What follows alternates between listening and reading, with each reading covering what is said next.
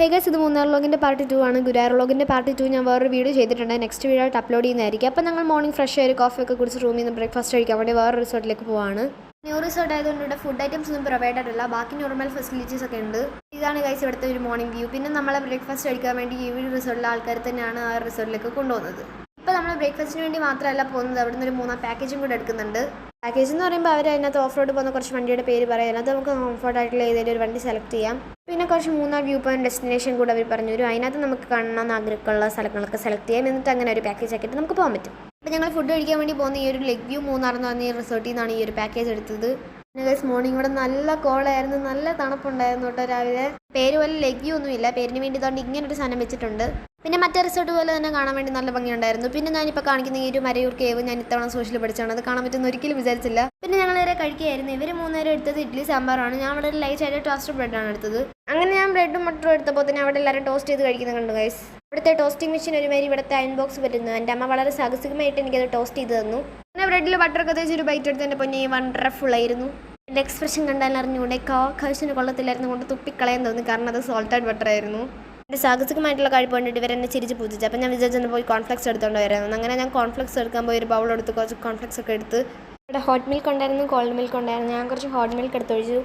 അരമണിക്കൂർ ഊതിയിട്ടാണ് ഞാൻ ഒരു സ്പൂൺ തന്നെ എടുത്തത്. എന്നിട്ടും എൻ്റെ നാക്ക് പൊള്ളി ഗൈസ്. എൻ്റെ കോൺഫ്ലെക്സ് എടുത്ത് അങ്ങോട്ട് തിരിഞ്ഞപ്പോൾ എന്താ നിൽക്കുന്ന എൻ്റെ അമ്മ ചമ്മന്തിക്കകത്ത് ഒരു കട്ട് ഫ്രൂട്ട്സ് ഇട്ടുകൊണ്ടിരിക്കുകയായിരുന്നു. കഴിച്ചുകൊണ്ടിരുന്ന പാത്രത്തിൽ തന്നെ വാരി ഇങ്ങോട്ട് ഇട്ടു. അവൻ തന്നൊരു ബൗൾ എടുത്ത് എടുത്തപ്പോൾ വീണ്ടും എന്നെ തന്നെ വാരിയിട്ട് എന്താ പറയാൻ നോക്ക്. പിന്നെ കോൺഫ്ലെക്സ് എൻ്റെ സ്പൂണും 2 പാക്കറ്റ് ഷുഗറും എടുത്ത് ഞാൻ എൻ്റെ ടേബിളിൽ പോയിരുന്നു ഗൈസ്. അങ്ങനെ ഞാൻ എൻ്റെ ബ്രെഡ് മാറ്റിയിട്ട് എൻ്റെ കോൺഫ്ലെക്സ് എടുത്തു. അപ്പോഴത്തേനും അവൾക്ക് എൻ്റെ ബ്രെഡ് വേണമെന്ന് പറഞ്ഞാൽ എടുത്ത് മനസ്സോടെ കൊടുത്തപ്പോൾ അവൾ വീണ്ടും ഒരെണ്ണം ചോദിച്ചു. പ്ലേറ്റോടെ അങ്ങ് എടുത്ത് കൊടുത്തു, എന്തായാലും എനിക്ക് വേണ്ടല്ലോ. 1 പാക്കറ്റ് ഷുഗറൊക്കെ പൊട്ടിച്ചിട്ട് ഇളക്കി കഴിച്ച് നോക്കിയപ്പോൾ തന്നെ ആ മധുരമില്ല. ദിപ്പളാണ് ഗൈസ് എൻ്റെ വാ പൊള്ളുന്നത്. അത് ഞാൻ ഇവരുടെ അടുത്ത് പറഞ്ഞു കഴിഞ്ഞാൽ ഇവരെന്നെ വീണ്ടും ചിരിച്ച് പുജിച്ച് കളയും. അതുകൊണ്ട് ഞാൻ ആരോടും പറഞ്ഞില്ല. മധുരമില്ലാത്തതുകൊണ്ട് ഞാൻ 1 പാക്കറ്റ് ഷുഗറും കൂടെ പൊട്ടിച്ചിട്ടു. അതിൻ്റെ പകുതി ആയപ്പോൾ തന്നെ അച്ഛൻ പറഞ്ഞായിരുന്നു ഇതിന് നല്ല ഇപ്പം മധുരമായി കാണുമെന്ന്. എന്നിട്ടും എനിക്ക് പോരാ. കാരണം മുഴുവൻ ഞാൻ അതിനകത്ത് തട്ടിയിട്ടു ഇളകി നോക്കിയ കാരണം കുടിച്ച് നോക്കിയപ്പോൾ എനിക്ക് മധുരം കൊണ്ട് വായി വെക്കാൻ പറ്റുന്നുണ്ടായിരുന്നില്ല. എൻ്റെ ഇതാണ് ഗൈസ്, അല്ല ഇതല്ല, ഇതാണ് ഗൈസ് നമ്മൾ പോകുന്ന വണ്ടി, ഈ ഒരു വൈറ്റ് കളറ്.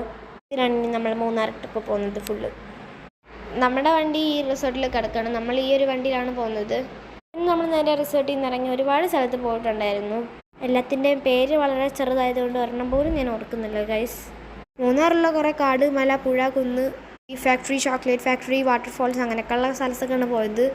ഞാൻ നെക്സ്റ്റ് വീഡിയോ ചിലപ്പോൾ ഗുരുവായൂർ വ്ളോഗ് പാർട്ട് 2 ആയിരിക്കും, അല്ലെങ്കിൽ മൂന്നാർ വ്ളോഗ് പാർട്ട് 3 ആയിരിക്കും. എനിക്ക് തന്നെ ഡൗട്ടാണ് എന്താണ് ഇപ്പോൾ ഇടേണ്ടതെന്ന്.